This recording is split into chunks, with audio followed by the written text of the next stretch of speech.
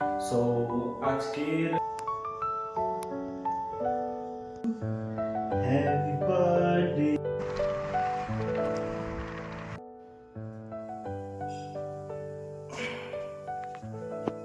Hello everyone, welcome to Sumi's unfiltered.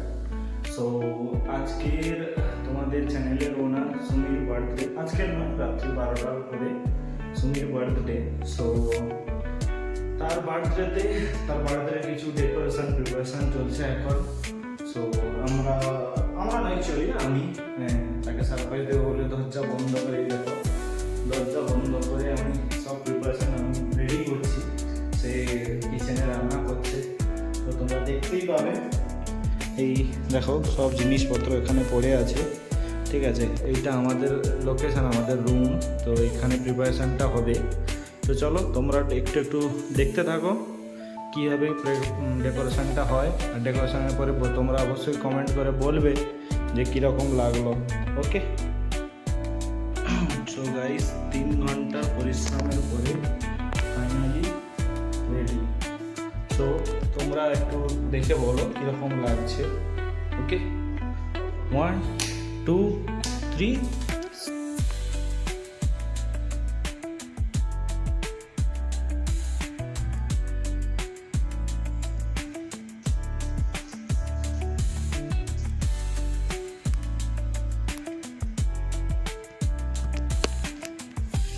চলো এক second দেখা যাক। Happy birthday to you, happy birthday. ও যে এত সুন্দর করে রুমটাকে ডেকোরেট করবে আমি ভাবতেই পারিনি। কতটা এফোর্টস দিয়ে আমার জন্য এত সুন্দর করে সাজিয়েছে।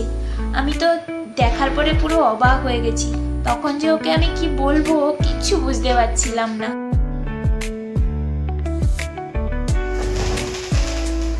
Happy birthday to you, happy birthday to you, happy birthday to you my dear wife, happy birthday to you.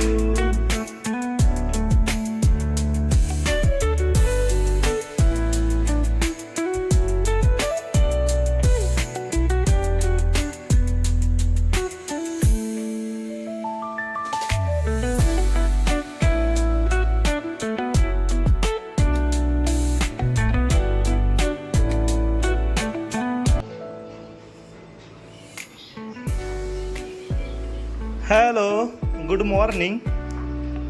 এই ধরো তোমার breakfast.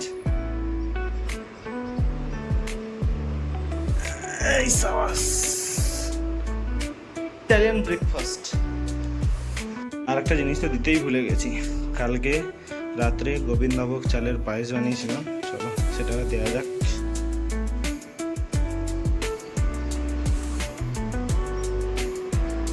Happy birthday. So hello everyone, আমরা এখন লাঞ্চে যাচ্ছি, ঠিক আছে। লাঞ্চ কাম।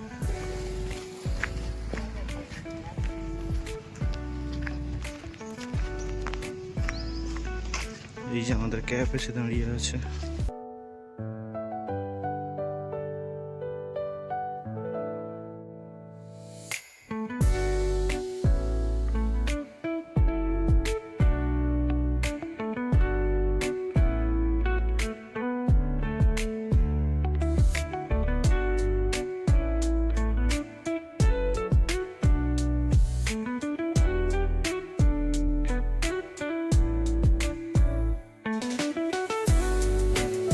আর দুপুরে লাঞ্চের জন্য আমরা চলে গেছিলাম হোটেল এম্পায়ারে।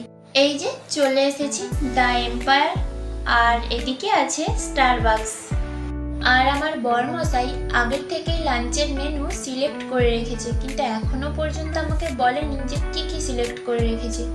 তাই এতক্ষণ যখন অপেক্ষা করেছি, আর কিছুক্ষণ অপেক্ষা তো করাই যায়। তো দেখি কি কি স্পেশাল আইটেম আসে।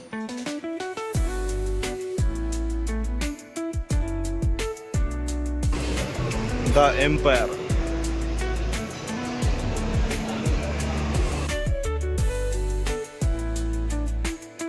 আমাদের আমাদের hot chili buns, fiery chicken, তন্দুরিটা আমরা কিনে নিয়েছি, গ্রিন স্যালাড আর আমাদের green apple mojito, blueberry mojito. Here comes the empire special chicken biryani. আর সবশেষে ডেজার্টে ছিল ম্যাঙ্গো ফালুদা। তো চলো আমাদের খাওয়া দাওয়াও শেষ, এবার বাড়ি যাই। তবে এখানে সবগুলো খাবারই খুবই ভালো ছিল। আর আমরা তো আসার সময় ক্যাবেই এসেছি, তাই যাওয়ার সময় আর ক্যাব নিইনি, অটো ছিল অটোই নিয়ে নিয়েছি। তো চলো বাড়ি যাই। হচ্ছে ব্যাঙ্গালোরের দেবনাহাল্লি সিটি, আমরা এখানে থাকি। এটা দেবনাহাল্লি এন্ট্রি গেট। আমরা এখন বর্তমানে খেয়ে দিয়ে, রেস্টুরেন্ট থেকে খেয়ে দিয়ে এখন বাড়ির পথে হাঁটাবো। আমরা অটোতে এসেছিলাম, তো অটো নিঃসন্দেহে বাড়ি পর্যন্ত নিয়ে চলে যেতে পারতো, কিন্তু আমরা একটু আগেই নেমে গেছি একটু হাঁটার জন্য।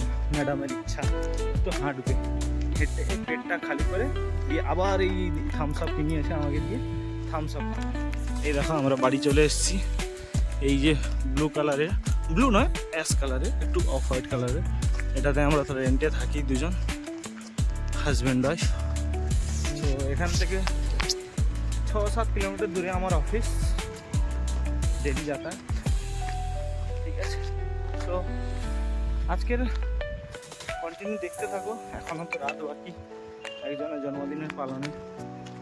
ওকে, স্টে টিউন। এখন করার জন্য বাই বাই।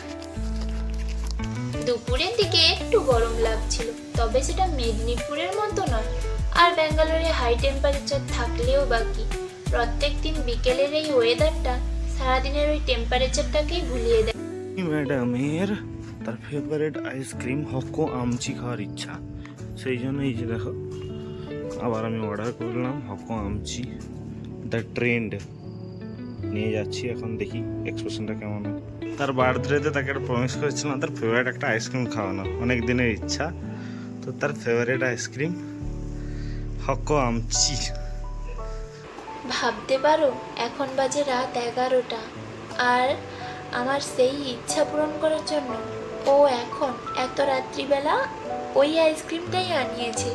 তো এখন আমি বরমশাইয়ের এনে দেওয়া এই আইসক্রিমটা খেয়ে নিই। আর আজকের ব্লগটা এই পর্যন্তই, দেখা হচ্ছে অন্য একটা নতুন ব্লগে। আর আজকের এই ব্লগটা তোমাদের ভালো লাগলে একটা লাইক, কমেন্ট, শেয়ার, সাবস্ক্রাইব করে দিও। বাই।